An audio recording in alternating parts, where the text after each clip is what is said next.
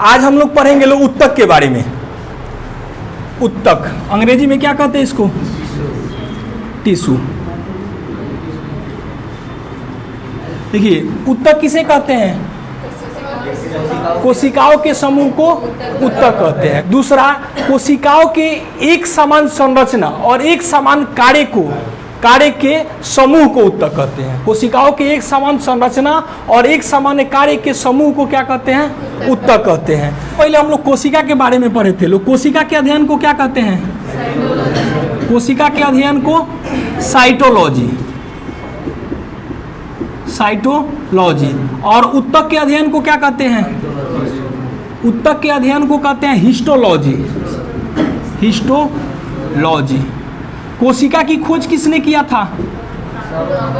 Robert Hooke. कोशिका की खोज किसने किया था? Robert Hooke. और जीवित कोशिका की खोज किसने किया था? एबी लुएन हुक। वैसे ही उत्तक की खोज कौन किया था? मार्सेली। उत्तक की खोज मार्सेली ने किया था। ये उत्तक जो है, उत्तक ये दो प्रकार का होता है, एक जंतु उत्तक और एक पादप उत्तक। एक हो गया हम लोगों का जंतु उत्तक और दूसरा पादप उत्तक। पादप उत्तक। जंतु तो हम लोग मुख्य रूप से जब कोशिका पढ़ा रहे थे तो उस समय बता दिए थे पादप कोशिका के बारे में। अब हम लोग मुख्य रूप से किसके बारे में जानेंगे लोग? जंतु के बारे में। और पादप के रूप में जब हम लोग बोटनी पढ़ेंगे लोग, वनस्पति विज्ञान, तो वहाँ पर पादप टिश्यू के बारे में पढ़ेंगे लोग। यहाँ हम लोग क्या पढ़ रहे हैं लोग? जूलॉजी पढ़ रहे हैं लोग, जंतु विज्ञान। तो जंतु विज्ञान में किस कोशिका के बारे में जानेंगे लोग? जंतु उत्तक। जंतु उत्तक कितने प्रकार का? 4 प्रकार का। कौन कौन? उपकला उत्तक। पहला उपकला उत्तक। दूसरा होता है संयोजी उत्तक। संयोजी उत्तक। तीसरा होता है पेशी उत्तक। पेशी उत्तक। और चौथा होता है हृदयक पेशी उत्तक। चौथा हृदयक पेशी उत्तक। तो सबसे पहले हम लोग किसके बारे में जानेंगे लोग? उपकला उत्तक के बारे में। उपकला उत्तक जो है हम लोगों के शरीर के बाहरी आवरण को बनाता है। शरीर के बाहरी आवरण को बनाता है। ये सबसे उत्तक तो सब महत्वपूर्ण है, लेकिन ये उत्तक जो होता है हम लोगों का बाह्य वातावरण से सुरक्षा प्रदान करता है। बाह्य वातावरण से जो हम लोगों का धूप है, ठंडा है, बरसात है, गर्मी है, ये जितना भी मौसम में चेंजिंग होता है, या कभी हम लोग आग के पास बैठते हैं लोग, कभी गाड़ी चला रहे हैं, हवा लगता है, तो इस सब उपकला उत्तक जो है ना, इस सब को बर्दाश्त करने की क्षमता किसमें है? उपकला उत्तक में। उपकला उत्तक को कवरिंग टिश्यू भी कहा जाता है। उपकला उत्तक को कवरिंग टिश्यू भी कहा जाता है। ये बाह्य वातावरण से हम लोगों को सुरक्षा प्रदान करता है। अगर ये नहीं रहता हम लोगों का तो मात्र 3 घंटा के अंदर में इतना बैक्टीरियल फंगल शरीर में लगेगा। छिलल मुर्गा देखे लोग ना, वैसा ही चम्मच छिलाएगा तो हम लोग हो जाएंगे। मात्र 3 घंटा के अंदर में इतना बैक्टीरियल फंगस लगेगा कि हम लोग मर जाएंगे।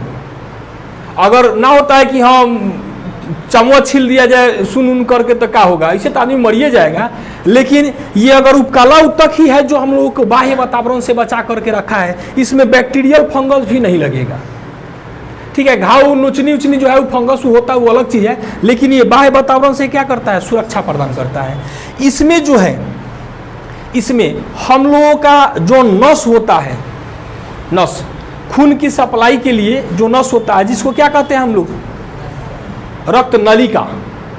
तो इसमें जो है ये रक्त नलिका नहीं पाया जाता है। कवरिंग टिश्यू में रक्त नलिका जो है ये नहीं पाया जाता है, अर्थात नस जो है वो पाया जाता है नहीं। तो इसका जो पोषण होगा वो कैसे होगा? इसके पोषण के लिए क्या होता है? तो लिम्फ नोड। इसके पोषण के लिए होता है लिम्फ नोड। ये जैसे आप लोगों का देखिएगा लो, हल्का फुल्का अगर छिला उला जाता है नॉर्मल एकदम, तो पानी जैसा निकलता है, उसी को कहा जाता है लिम्फ नोड। और उपकला उत्तक का पोषण इसी से, लिम्फ नोड से होता है। इस उपकला ऊतक में रक्त कोशिकाएं नहीं होती है। जब तनकी सा डीप कटेगा तब खून निकलेगा। अगर नॉर्मल छील आता है ना तो देखिएगा लो पानी टाइप का निकलता है, जिसको हम लोग कहते हैं पंछा फेंकता। तो वही क्या है, लिम्फ नोड है। इसी से इसका पोषण होता है। लिम्फ नोड का माने इसका और बढ़िया से पोषण होने के लिए वसा की जरूरत होती है, जो हम लोग भोजन में क्या करते हैं लोग, भोजन से के माध्यम से हम लोग लेते हैं लोग। तो इसको पोषण के लिए किस चीज की आवश्यकता है, वसा की। तो पहला हम लोगों का कौन सा ऊतक है, उपकला ऊतक। इसको और किस नाम से जाना जाता है, कवरिंग टिश्यू के नाम से। इसमें रक्त नलिकाएं पाई जाती है नहीं।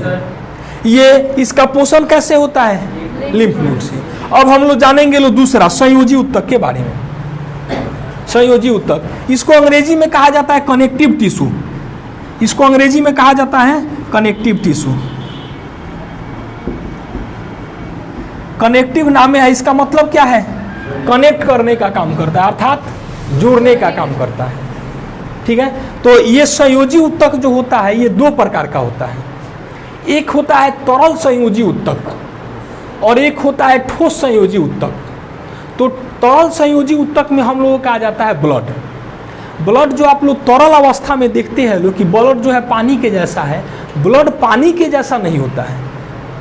उसमें किसी भी चीज़ में अगर वो लिक्विड फॉर्म में है तो मिनिमम उसमें 60% पानी होता है। तो ब्लड में 60% क्या है, पानी है, जिसको हम लोग प्लाज्मा कहते हैं। आगे आप लोगों को ब्लड पढ़ाएंगे तो वहाँ पर और डिटेल बताएंगे। उस प्लाज्मा में 92% पानी होता है और 8% अन्य पदार्थ होता है और 40% क्या है, उसमें कण है। और वही कण जो है WBC है, RBC है। जो WBC रेड ब्लड सेल जो हम लोगों का होता है वो एक प्रकार का कण है और वो जो कण है वो उभयावतल होता है। उभयावतल का मतलब क्या होता है, आप लोग एप्पल लिबेन चॉकलेटवा देखे हैं लोग, एक तरफ से थोड़ा सा धसा रहता है, एक तरफ से थोड़ा सा उभरा हुआ रहता है। या दावा देखिएगा लोग, आगवा तनी सा धसा रहेगा, पिछवा से तनी सा उभरा हुआ रहता है। उसी अवतल को कहा जाता है उभयावतल। एक तरफ से धंसा हुआ रहेगा और एक तरफ से उभया हुआ रहेगा, तो इसलिए उसको क्या कहा जाता है। तो ब्लड का आकार कैसा होता है, उभयावतल। तो हम लोग तरल संयोजी ऊतक को जब ब्लड पढ़ेंगे लोग तब पढ़ेंगे लोग। दूसरा इसका होता है ठोस संयोजी ऊतक। ठोस संयोजी ऊतक में हम लोगों का अलग अलग प्रकार का होता है। सबसे पहला जो है, सबसे पहला ठोस संयोजी ऊतक में होता है हम लोगों का हड्डी। ठीक है। हड्डी को अंग्रेजी में क्या कहते हैं लोग, बोन। हड्डी को अंग्रेजी में कहते हैं लोग बोन। हड्डी जो होता है ना अत्यंत कठोर होता है, इसमें लचक नहीं होता है। हड्डी बीच से मुड़ेगा नहीं मुड़ेगा। तो हड्डी जो होता है एकदम कठोर होता है और उसके कठोरता का कारण क्या है, कैल्शियम फास्फेट और कैल्शियम सल्फेट। हड्डी के कठोरता का कारण है कैल्शियम फास्फेट और कैल्शियम सल्फेट। अब ये हड्डी जो है कठोर एकदम हम लोगों का होता है। हड्डी जिस कोशिका से बना होता है उसको कहा जाता है ओस्टियोब्लास्ट। ओस्टियोब्लास्ट। हड्डी जिस कोशिका से बना रहता है उसको क्या कहते हैं लोग, ओस्टियोब्लास्ट। और हड्डी के अध्ययन को, हड्डी कोशिका के अध्ययन को क्या कहा जाता है, ओस्टियोलॉजी। हड्डी कोशिका के अध्ययन को क्या कहा जाता है, ओस्टियोलॉजी। ये हड्डी करता क्या है, तो हम लोगों के शरीर का कंकाल बनाता है। कंकाल का मतलब अंग्रेजी में उसको कहिए फ्रेम, स्केलेटन उसको कहते हैं लोग, और ऐसे नॉर्मल भाषा में फ्रेम। जैसन आप फ्रेम बनाइएगा औसने क्या बनेगा, उस वस्तु का आकार होगा। अगर फ्रेम बड़ा होगा तो वस्तु बड़ा होगा और फ्रेम छोटा होगा तो वस्तु छोटा होगा। जैसे हम एगो टेबल बना रहे हैं और उसमें पौवा लगा रहे हैं 1-1 फीट का, तो उसकी हाइट क्या होगी, 1 फीट। आप पौवा लगा दिए 3 फीट का, तो हाइट क्या हो जाएगा, 3 फीट। वैसे ही भगवान जो हम लोगों को बनाए हैं ये लंबा बनाए हैं और लंबा में जो हड्डी दे दिए हैं, जिस आकार का फ्रेम बना दिए हैं। आगे जो है हम लोगों का फट्टी है ऐसे, तो फट्टी है। नीचे हम लोगों का लंबा सा हाथ है, पैर है, यहाँ से ज्वाइंट है। फिर ये हाथ है, यहाँ से ज्वाइंट है। अब आप लोग बकरी को देखिएगा लो, तो बकरी का ये ऐसे मान लीजिए मुंह हो गया, ओकरा पर से ऐसे ये देह हो गया उसका, ये ऐसा ही ना शरीर होता है। अब उसका ये हड्डी का फ्रेम हो गया। यही अगर भैंस होगा तो उसका फ्रेम क्या होगा, और बड़ा होगा। तो बड़ा फ्रेम होगा तो शरीर कैसा होगा, हाथी है तो चूंकि जितना भी चौपाया जानवर है लगभग सबका फ्रेम एक ही जैसा होता है। अब बड़ा जानवर होगा तो उसका फ्रेम क्या होगा, बड़ा होगा, और छोटा जानवर होगा तो फ्रेम कैसा होगा, छोटा होगा। अब जिराफ है, उसका गर्दन देखिएगा लंबा सा होता है, तो उसके गर्दन का फ्रेम क्या होगा, लंबा होगा। तो जैसन फ्रेम होगा औसने क्या बनेगा, शरीर बनेगा। तो हम लोगों का जो बोन हड्डी होता है ये क्या बनाता है, फ्रेम, मतलब कंकाल बनाता है, और जैसा कंकाल बनेगा वैसा ही हम लोगों का क्या होगा, शरीर होगा। तो एक होता है हम लोगों का हड्डी जिसको अंग्रेजी में कहते हैं बोन, और दूसरा होता है, इसको हड्डी को कहा जाता है अस्थि। हड्डी हम लोग आम बोलचाल के भाषा में कहते हैं। और दूसरा होता है उपास्थि, दूसरा उपास्थि, एक अस्थि और दूसरा उपास्थि। उपास्थि को हम लोग अंग्रेजी में कहते हैं लोग कार्टिलेज, उपास्थि को अंग्रेजी में कार्टिलेज। अब ये उपास्थि वैसे अंगों में पाया जाता है जिसको कठोर के साथ साथ मुलायम भी होना रहता है। जैसे हम लोगों का कान की हड्डी, इसको कहा जाता है बाह्य कर्ण। जो नहीं बाहरवा हम लोगों का कवर दिख रहा है ये क्या है, बाह्य कर्ण। ये देखिए मुड़ जा रहा है, ये क्या है, उपास्थि है। ये नाक मुड़ जा रहा है, ये क्या है, उपास्थि है। हम लोग जब सांस लेते हैं लोग तो यहाँ श्वास नली होता है, जब सांस लेंगे तो श्वास नलिया जो है तनिसा चौला हो जाता है, फिर सिकुड़ जाता है। बाबा लोगों में देखिएगा लोग, कुछ लोगों को साइनस की बीमारी होती है। जैसे मौसम में चेंजिंग होगा या धूआं धक्कर में जाएगा लोग तो उन लोगों का दम फूलने लगता है। ये श्वास नलिया के अंदर ब्रोकाई होता है, वो ब्रोकाई जो होता है ना सिकुड़ जाता है। तो उसके लिए देखिएगा लोग इनहेलर लेता है, इनहेलर लेके जैसे पंप करेगा लो अंदरवा सांसवा घुटेगा लो कि ना वो ब्रोकाईवा क्या हो जाएगा, फैल जाएगा, वो सांस लेने में आराम हो जाएगा, तुरंत आराम हो जाता है उससे। कई को पिक्चर में आप लोग देखिएगा लो दम फूलने से तुरंत मर जाएगा सब, और जैसे ही खाली पंप किया कि ना वो तुरंत आराम हो जाएगा। तो ये क्या है, वो तुरंत श्वास नली को क्या कर देता है, चौला कर देता है। तो कुछ वैसे अंग जिसको कठोर के साथ साथ मुलायम भी होना पड़ता है, वैसे अंगों में क्या होता है, जैसे हम लोगों का बाह्य कर्ण हो गया, नाक हो गया, ये फेफड़ा का हम लोगों का श्वास नली हो गया, ब्रोकाई हो गया, इसको हम लोगों को फैलना सिकुड़ना है, तो इसलिए वहां पर क्या होता है, उपास्थि। तीसरा जो हम लोगों का होता है, तीसरा ये होता है लिगामेंट। तीसरा लिगामेंट। ये लिगामेंट काम क्या करता है, तो लिगामेंट एक हड्डी से दूसरे हड्डी को जोड़ने का काम करता है। लिगामेंट एक हड्डी से दूसरे हड्डी को जोड़ने का काम करता है। यहां से मिटाए हम, यहां चाहे साइड में देखिए लो, यहां पे, ठीक है, एक हड्डी को दूसरे हड्डी से जोड़ने का काम करता है। देखिए मान लीजिए कि ये हमारा पैर है, ठीक है, और फिर यहां से हम लोगों का ऐसे, और ये हम लोगों का ऐसे पैरवा जो है यहां से मुड़ गया, ठीक है। अब यहां पर हम लोगों का एक वही होता है टिबिया फिबुला हड्डी, टिबिया फिबुला कर रहे हैं पटेला, जो मुड़ने में काम करता है। और यहां पर जो है हम लोगों का, यहां पीछे साइड में होता है कार्टिलेज। हम लोगों का जो पैर है ये पिछवा फोल्ड होता है।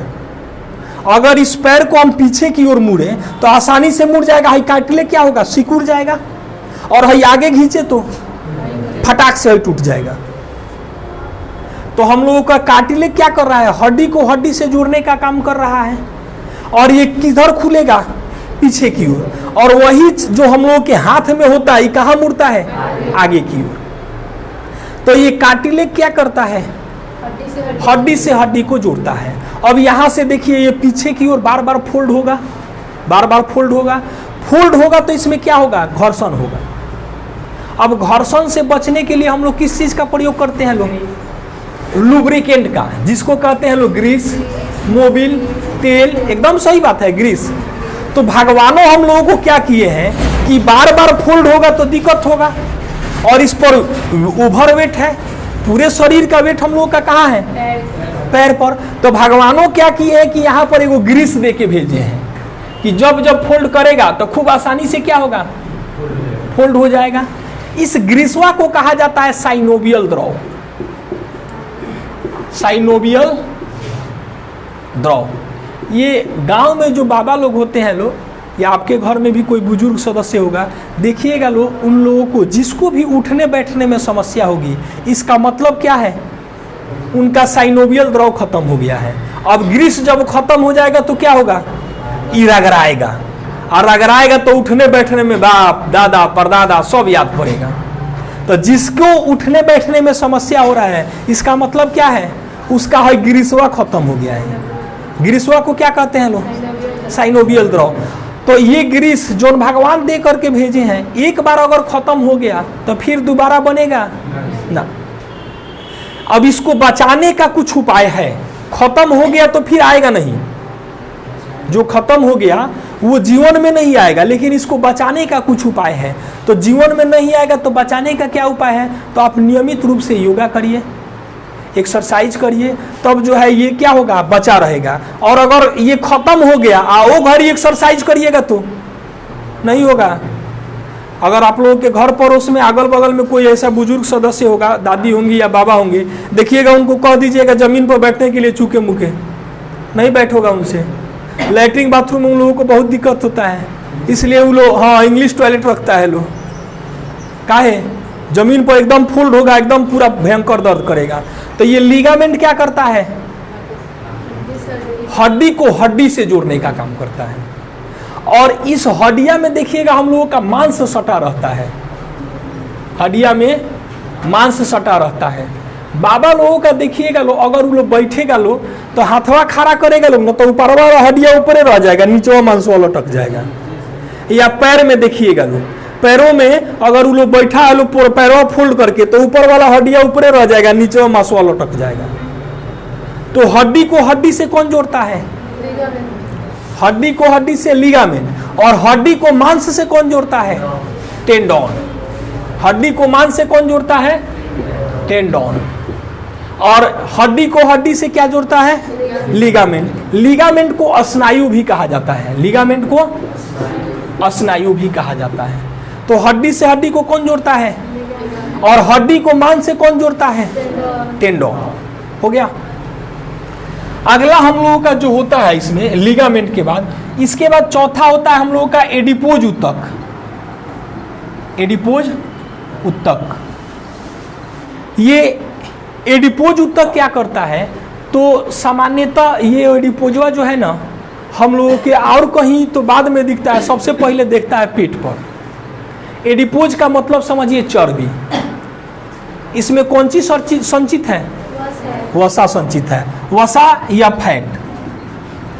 ये सबसे अधिक कहाँ दिखता है हम लोगों का, पेट पर। चूंकि पेट जो है हम लोगों का टंकी है, सब कुछ कहाँ स्टोर होता है, पेट में। तो सबसे पहले जो है हम लोगों का वसा, अगर हम लोग जरूरत से ज्यादा लेंगे लोग तो किस में बदल जाता है, चर्बी में, जिसको कहा जाता है एडिपोज उत्तक। और सबसे पहला प्रभाव कहाँ दिखेगा, पेट पर। देखिएगा लोग हड़िया लेखा पेट हो जाता है लोगों का।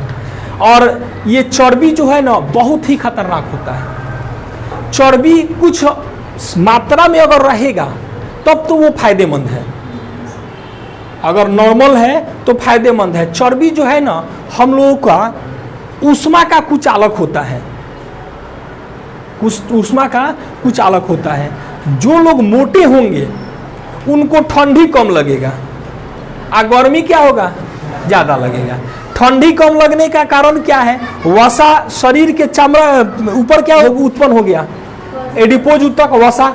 वसा जो है ऊष्मा का कुचालक होता है, तो बाहर के हवा को अंदर जाने देगा नहीं, और अंदर के शरीर के गर्मी को, हम लोग के शरीर का टेम्परेचर कितना होता है, 37.5 डिग्री सेल्सियस। फॉरेनहाइट में हम लोग का 98.6 डिग्री सेल्सियस, 37 डिग्री सेल्सियस न होता है जी, 37.5 नहीं 37 डिग्री सेल्सियस। तो अंदर के गर्मी को बाहर नहीं निकलने देगा, और बाहर के ठंडी को अंदर नहीं आने देगा। तो जो लोग मोटे होंगे, अर्थात जिसका एडिपोज उत्तक जिसमें अधिक होगा, उसको ठंडी लगेगा कम। और जो लोग पतले होंगे, जिसमें एडिपोज उत्तक कम होगा, उसको ठंडी क्या लगेगा, ज़्यादा। एडिपोज उत्तक जो है ना ये चोट से भी बचाता है। अगर मोटा आदमी होगा तो ओकरा के मारिएगा तो चोट कम लगेगा। अब इसका मतलब ही नहीं हुआ कि लाठी से के पीट दीजिए, ठीक है। पतले आदमी के तुलना में क्या होगा, कम लगेगा। सामान्यतः गांव में देखिएगा लोग बाबा लोग होते हैं, ठंडा में बुआ बात बंद करिए, ठंडा में हर साल 2-4 गो बाबा लोग पार हो जाते हैं। काहे? उन लोगों का हड्डी जो है, एक तो हड्डी से यहाँ से देखिए टेंडन खत्म हो जाता है, हड्डी हो गया ऊपर, मांस लटक गया नीचे, और दूसरा का बुढ़ापा में तेल मसाला पचता नहीं है कि तेल मसाला खाएगा लोग, शरीर में वसा की कमी होती है, हड्डी लटका है, हड्डी है ऊपर, मांस लटका है नीचे। जो ठंडी है ना, उन लोगों के हड्डी में ठंडी लग जाता है, और हड्डी का ठंडी अच्छे अच्छे लोगों को बर्दाश्त नहीं होगा, जिसके कारण बाबा लोग सुतले रह जाते हैं रात में। ठीक है, तो एडिपोज ऊतक जो है कुछ हद तक फायदेमंद भी है, लेकिन अगर बहुत अधिक हो गया तो फिर ये हृदय आघात का कारण बन जाता है। हृदय आघात का मतलब हार्ट अटैक। ये एडिपोज ऊतक करता क्या है कि हम लोगों के रक्त नलिकाओं को जाम कर देता है। जैसे ये रक्त नलिका हो गया, रक्त नलिका का मतलब नस, अब इसी में क्या होगा, ये धीरे धीरे जम गया।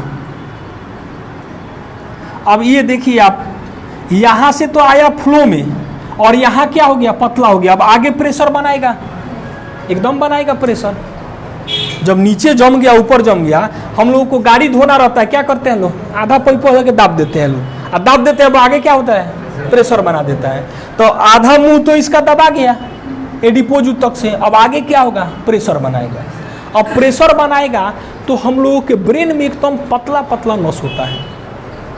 अगर ब्रेन में जम गया कि नहीं, वह आगे प्रेशर बनाएगा तो ब्रेन के नस को फाड़ देगा, जिसको हम लोग कहते हैं लोग ब्रेन हेमरेज। और वही हम लोगों के हृदय में एक धमनी होती है जिसका नाम है क्रोनरी धमनी। वो सब शरीर की सबसे पतली धमनी होती है। अगर इसमें जम गया कि नहीं, वो फिर प्रेशर बनाएगा, और प्रेशर बनाएगा, जब हार्ट पर झटका पड़ेगा वो क्या हो जाएगा, हार्ट अटैक मार देगा। तो ये चर्बी जो है बहुत खतरनाक चीज है। तो अगला हम लोग क्या देखे लो, एडिपोज ऊतक। एडिपोज ऊतक काम क्या करता है, इसमें वसा की मात्रा अधिक होती है। ये जो है ऊष्मा का कुचालक होता है, ऊष्मा का कुचालक होता है। यह शरीर को चोट से भी बचाता है, अर्थात शॉक ऑब्जर्वर का काम करता है। तो ये हम लोगों का क्या हो गया, एडिपोज ऊतक। तो कौन कौन देख लिए लो, 4 गो देखे लो। एगो देखे लो अस्थि, एगो उपास्थि, एगो लिगामेंट, और एगो देखे लो टेंडन। यहाँ देखिए 4 नंबर टेंडन, और 5वां क्या देखे लो, एडिपोज ऊतक। अब कुछ और महत्वपूर्ण चीज है, जैसे हम लोगों के ब्लड में देखिएगा लोग, अगर कहीं कट फट जाता है तो थोड़ा देर के बाद खूनवा जम जाता है, लेकिन वही शरीर के अंदर नहीं जमता है। क्यों? अगर शरीर के अंदर मान लीजिए हम लोग सोए हैं और वही लगले जम जाए, मर जाएंगे लोग, हार्ट अटैक। अगर एको को नस जाम हुआ तो समझिए कि वो अंग खत्म। अगर हने सप्लाई गया, कभी कभी आप लोग देखिएगा लोग चूके मुके ज़्यादा देर बैठ जाइएगा लोग, गोरवा झिनझिना जाता है, आ गोरवा बुझेबे नहीं करेगा कहाँ पैर रखेगा, हाथना लग रहा है कि हाथना मोटा हो गया एकदम। वो बैठे बैठे क्या होता है कि जो ब्लड का नस है नसवा दबा जाता है। अब नस ही दबा गया, अब इधर सप्लाई क्या हो गया, बंद। अब सप्लाई जब बंद हो गया तो अंदर एकदम क्या होगा, झिनझिना जाएगा। जब खड़ा होइएगा, अगर ढंग से ना खड़ा हुए ना तो कितना फाटा कटा होंगे, बाहर आ जाइएगा। गोर झिनझिना जाता है तो देखिएगा हम लोग खड़ा हो गया, गोरवा तो नहीं हिलाते डुलाते हैं लोग, अंगुली चलाते उलाते हैं लोग कि सर्कुलेशन क्या हो, चलने लगे। तो अगर सर्कुलेशन कहीं से बंद हुआ तो देख लीजिए क्या हाल होगा। अगर हमेशा के लिए बंद हो गया तो हाथ हमका अगर बंद हुआ तो हाथ सुन्न हो जाएगा, हाथ काम नहीं करेगा। पैर का बंद हुआ तो पैर काम करना बंद कर देगा। थोड़ा देर तो बंद होता है तो हाथ पैर सुन्न हो जाता है। तो हम लोगों का शरीर में जो अंदर सर्कुलेशन होता है, एगो तो हम लोगों का हृदय है। जो हृदय हम लोगों का है वो just like a pumping set machine, boring है। मतलब एक तरफ से पानी घिसता है जमीन से, आने मुंह से फेंकता है। वैसे ही हम लोगों के शरीर के अंदर हृदय में 2 प्रकार की पाइपलाइन है। एक को कहते हैं लोग सीरा और एक को कहते हैं धमनी। सीरा का जो रंग होता है वो नीला होता है और धमनी का जो रंग होता है वो लाल होता है। सीरा में हम लोगों का अशुद्ध रक्त बहता है। अशुद्ध रक्त का मतलब अनऑक्सीकृत, हाँ, जिसमें ऑक्सीजन कम है, कार्बन डाइऑक्साइड है। कोशिका के अंदर आप लोगों को बताए थे कि क्रेब्स चक्र की घटना घटती है। उस क्रम में CO2 का निर्माण होता है। तो उस CO2 का निर्माण जब होता है तो गोल्जी का यातायात प्रबंधक उसको क्या करता है, नस में पहुंचा देगा, सीरा में, और सीरा लेकर के आता है फेफड़ा में। फेफड़ा जो है उसको छान करके CO2 को बाहर कर देता है और फिर से ऑक्सीकृत मिला करके घूम देता है। जितना भी हम लोग का हाथवा में नीला नस दिखता है ये सब जो है क्या है, सीरा है। और मात्र हम लोगों का जो धमनी है जो लाल रंग का होता है मात्र एक आंख में दिखाई देता है। आंख में आप लोग देखिएगा पतला पतला नस होगा, उसी को कहा जाता है धमनी। बाकी हम लोगों का धमनी नहीं दिखाई देता है। और जितना दिख रहा है ये सब क्या है, सीरा है। और सीरा में कौन सा रक्त बहता है, अशुद्ध रक्त। अशुद्ध का मतलब फेंक देना है नहीं, वो अनऑक्सीकृत, उसमें ऑक्सीजन की मात्रा कम है, फेफड़ा में जाएगा, फेफड़ा फिर ऑक्सीजन मिला के फिर सप्लाई में भेज देगा। तो शरीर के अंदर जो हम लोगों का है ब्लड नहीं जमता है, इसका कारण क्या है, हेपारिन। ब्लड के अंदर एक विशेष प्रकार का प्रोटीन होता है जिसको कहा जाता है हेपारिन। यहां लिखे, इसको क्या कहा जाता है, हेपारिन। इसी हेपारिन के कारण हम लोगों का खूनवा क्या होता है, नहीं जमता है। और आप लोग देखिएगा, लोग डॉक्टर जब सुई देता है, सुई तो देखिएगा लोग खूब लेकर के मिलाएगा और अंदरवा ठोक के देखता है कि कहीं से हवा मत जाए, और उसके बाद थोड़ा सा प्रेशर बना के देख लेगा एयर नहीं ना है, और तब सुई हुआ देगा। अगर उसमें एयर रह गया और सुई दे दिया तो अंदर क्या चल जाएगा, एयर। और एयर जाएगा तो वहां के ब्लड से एयर संपर्क करेगा कि ना, ब्लड क्या कर जाएगा, क्लॉट कर जाएगा, ब्लड जम जाएगा, बहु हवा हो जाएगा, करिया। अब जाइएगा डॉक्टर से कहिएगा कि देखी ना रहुआ तो सुईवा देनी पूरा करिया हो गया, बताओ अपना दोष छुपाने के लिए क्या कहेंगे, वो हाथवा टाइट कर ले रहनी हनु, यही से करिया हो गया। तो हाथ टाइट करने से करिया होता है नहीं। अगर उसमें हवा की मात्रा चली गई, एयर चला गया, तो अंदर का हेपारिन क्या हो जाएगा, खत्म हो जाएगा। और खत्म हो जाएगा तो वहां का ब्लड क्या हो जाएगा, जम जाएगा, और जम जाएगा तो हवा हो जाएगा काला। अब आपसे कहेगा कि आगे गर्म पानी में नीमक डाल के तनी ओकरा के 2 बेर 3 बेर धोई तो दर्द उर्द सब फाट जाए। तो ये क्यों होता है ऐसा, अगर एयर चला गया थोड़ा भी तो आप परेशान हो जाइएगा। ठीक है, तो शरीर के अंदर भगवान क्या दे करके भेजे हैं, हेपारिन। इसी हेपारिन के कारण हम लोगों का अंदर शरीर के अंदर ब्लड नहीं जमता है। आज के लिए बस इतना ही। अगले क्लास में हम लोग ये पेशी ऊतक और हृदय पेशी ऊतक दोनों के बारे में पढ़ेंगे लोग, और इसी में हम लोग तंत्रिका ऊतक के भी बारे में पढ़ेंगे लोग। तो अगले वीडियो में आप लोगों को पेशी ऊतक, तंत्रिका ऊतक और हृदय पेशी ऊतक तीनों के बारे में पढ़ेंगे लोग। आज के लिए बस इतना ही, आगे अगले क्लास में। धन्यवाद।